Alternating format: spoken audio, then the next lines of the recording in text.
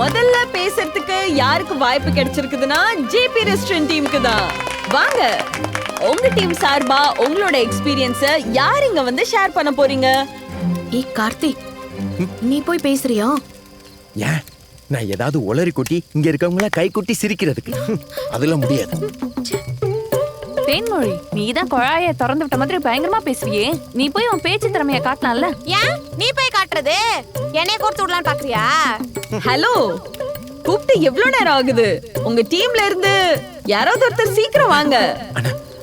அட போன, நம்ம மானத்தை காப்பாத்து ப்ளீஸ்.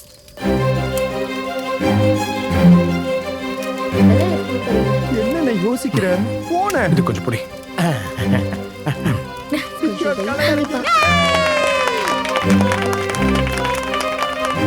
தேங்க்யூ. எல்லாருக்கும் வணக்கம்.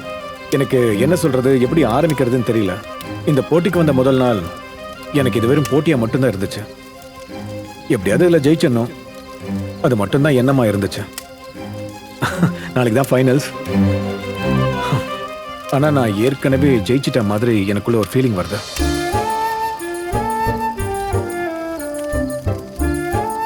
அது இந்த போட்டியில நான் ஜெயிச்சிட்டேன்னு நினைச்சு இல்ல, எனக்குள்ள ஜெயிக்க ஆரம்பிச்சிட்டேன்னு நினைச்சேன்.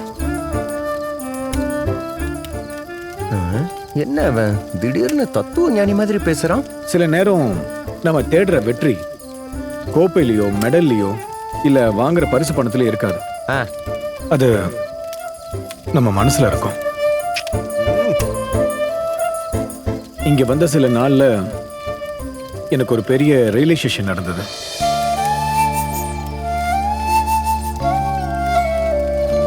லைஃப்ல எல்லா தோல்வியும் நம்மளை கீழே தள்ளாது.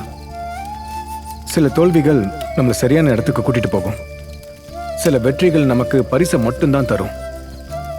ஆனா சில பயணங்கள் அதுவரை இருந்த நம்மள அப்படியே ஒட்டு மொத்தமா மாத்திடும்.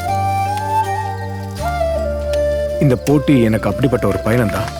வாவ், சூப்பர் அன்பு, செம்ம மோட்டிவேட்டிங்கா இருந்துச்சு. அப்படியே உங்களோட ரியலைசேஷன் என்னங்கிறதையும் ஷேர் பண்ணிடுங்களேன். அது ரொம்ப பர்சனல். அது பர்சனலா தான் சொல்ல முடியும்.